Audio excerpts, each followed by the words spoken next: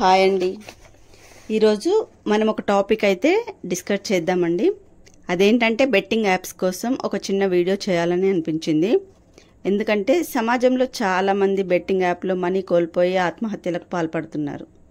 కష్టపడి చెమటోడ్చి పంటలు పండించే రైతులు సైతం తగిన దిగుబడి లేక అప్పుల బాధలతో ప్రకృతి విజృంభించిందని, పంటలు నాశనం చేస్తుందన్న బాధతో ఆత్మహత్యలు చేసుకుంటున్నారు. కష్టపడ్డ రైతులకు ఆత్మహత్యలు తప్పడం లేదు. అలాంటిది కష్టపడకుండా గేమ్స్ ద్వారా డబ్బులు సంపాదించాలన్న ఆశతో బెట్టింగ్ యాప్ ప్రమోషన్ చేసే వారిని చూసి ఇంప్రెస్ అయ్యి బెట్టింగ్లో డబ్బులు పోగొట్టుకొని ఎంతోమంది యువత తమ ప్రాణాలను సైతం పోగొట్టుకుంటున్నారు. కానీ ఒక్క క్షణం ఆలోచించండి. ఎంత కష్టపడి సంపాదించినా పైసలు మనకు ఉపయోగపడడం లేదు, మన బాధలను తీర్చడం లేదు, ఆకలి కేకలు ఆగడం లేదు. అలాంటిది వస్తాయో లేదో తెలియని డబ్బుల కోసం కష్టపడ్డ సొమ్మును బెట్టింగ్ యాప్లలో పెట్టి ఎందుకు మోసపోతున్నారో అర్థం కావడం లేదు. అసలు తప్పు ఎవరి మీద అందాం చెప్పండి. ఎలాంటి పనులు లేకుండా ఖాళీగా ఉన్న యువత జీవితంలో ఏదో ఒకటి సాధించాలనే అనుకుంటారు. కానీ పరిస్థితులు వాడిని ఆ పని చేయనివ్వవు. కారణం చాలని జీతభత్యాలు.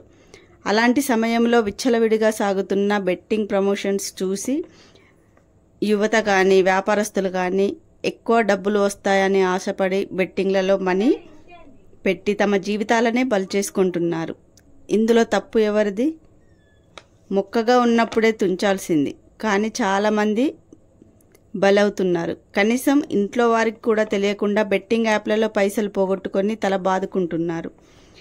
ఇంట్లో తెలిస్తే, సమాజంలో తెలిస్తే వారికి జరిగే అవమానాన్ని భరించుకోలేని వారు చివరకు చావుకు కూడా వెనకాడడం లేదు. బెట్టింగ్ యాప్లలో మనీ పోగొట్టుకున్నా నీకు చచ్చేంత ధైర్యం వచ్చింది, నిలదీసేంత ధైర్యం ఎందుకు రావడం లేదు? అంటే నీలో నీకు తప్పు చేస్తున్నానన్న భావన ఉండడం వల్లే కదా. మరి అలాంటప్పుడు బెట్టింగ్ యాప్స్ వలలో ఎందుకు చిక్కుకుపోవడం? నువ్వు చేసిన క్షణిక ఆలోచన లేని చర్య వల్ల నీ కుటుంబ సభ్యులు కూడా బలైపోతున్నారు. ఒక్కసారి ఆలోచించు. బెట్టింగ్ ఆడే ప్రతి ఒక్కరికి నేను విన్నవించుకునేది ఒకటే: ఏది ఫ్రీగా రాదు. ఫ్రీగా వస్తుంది అంటే దానివల్ల జరిగే లాభం కంటే నష్టమే ఎక్కువ అని ఎందుకు ఆలోచించరు? ప్రతి ఒక్కరిలోనూ ఏదో ఒక వ్యసనం ఉంటుంది, కాదనడం లేదు. కానీ నిప్పు ఎర్రగా మెరుస్తుందని దాన్ని పట్టుకొని ఆడుకోలేముగా. అలా చేస్తే కాలేది మన చెయ్యి మాత్రమే. నిప్పుకు ఎలాంటి నష్టము ఉండదు. అలాగే బెట్టింగ్ ప్రమోషన్ చేసేవారికి ఎలాంటి నష్టము ఉండదు. దాంట్లో ఆడి ఓడిపోయి మనము ప్రాణాలు తీసుకునే వాళ్ళం మనమే కదా నష్టపోయేది. మన కుటుంబ సభ్యులే కదా బలయ్యేది. నేను చెప్పేది ఒకటే, తప్పో ఒప్పో నాకు తెలియడం లేదు. కానీ ఒకటి మాత్రం నిజం, ఎలాంటి సిచ్యువేషన్లో అయినా సరే ప్రతి దానికి ఒక సొల్యూషన్ అనేది ఉంటుంది. బెట్టింగ్ యాప్స్ని కంట్రోల్ చేయడం ప్రభుత్వానికి ఏమైనా కష్టమా చెప్పండి? తలుచుకుంటే చిటికలో పని. కానీ ఆ పని ఎందుకు చేయరు? కారణం ప్రభుత్వంకు వచ్చే ఆదాయం ఎక్కడ తగ్గిపోతుందో అని. ఒక్క బెట్టింగ్ యాప్ అనే కాదు, ఇంకా చాలా ఉన్నాయి. మద్యం, సిగరెటు, గుట్కాలు, గంజాయి, మత్తు పదార్థాలు చెప్పుకుంటూ పోతే ఇంకా చాలానే. వాటి వలలో పడి మన బంగారు భవిష్యత్తును నాశనం చేసుకోకూడదు కదా. ఒక్క క్షణం ఆలోచించండి. బెట్టింగ్ యాప్స్ ఆడాలన్నా వద్దనుకోవాలనుకున్నా మనం గట్టిగా అనుకుంటే కుదురుతుంది. మరణాలను ఆపడం మన చేతిలోనే ఉంది. ఆ వ్యసనానికి బలి కాకుండా ఉండాలంటే బెట్టింగ్ వైపు మనము తల వంచకూడదు. నిన్ను నువ్వు నిగ్రహించుకో. నీ వల్ల కానిదే అంటూ ఏదీ లేదు. నువ్వు తలుచుకుంటే ఖచ్చితంగా అవుతుంది. స్టార్ట్ అవ్వాలన్నా ఒకరితోనే మొదలవుతుంది, ఎండ్ అవ్వాలన్నా ఒకరితోనే పూర్తవుతుంది. అది మొదటి అడుగు మనదే అవ్వాలి. నాదే అని గట్టిగా మనసులో అనుకో. నీ వల్ల నీ భార్య, పిల్లలు, తల్లిదండ్రులు, అక్క చెల్లెళ్ళు, అన్నదమ్ములను గుర్తు తెచ్చుకొని నీకు చావాలనే ఆలోచనే రాదు.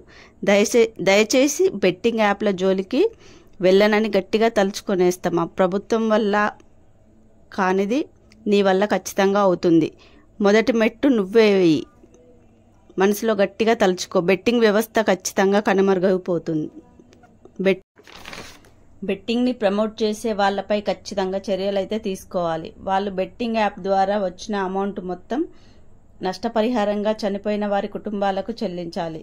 ఇక నుంచైనా ప్రజలకు నష్టం కలిగించే ఎలాంటి వ్యవస్థ పైన అయినా సరే తగిన చర్యలు తీసుకోవాలి అని మనస్ఫూర్తిగా కోరుకుంటున్నాను. దురాశ ఎప్పటికైనా మనకు చెడు చేస్తుంది, అది మాత్రం గుర్తుపెట్టుకోండి. ఈ వీడియో కనుక మీకు నచ్చినట్లయితే ఖచ్చితంగా లైక్ చేసి షేర్ చేయడం మాత్రం మర్చిపోకండి. Please subscribe my channel. Thank you.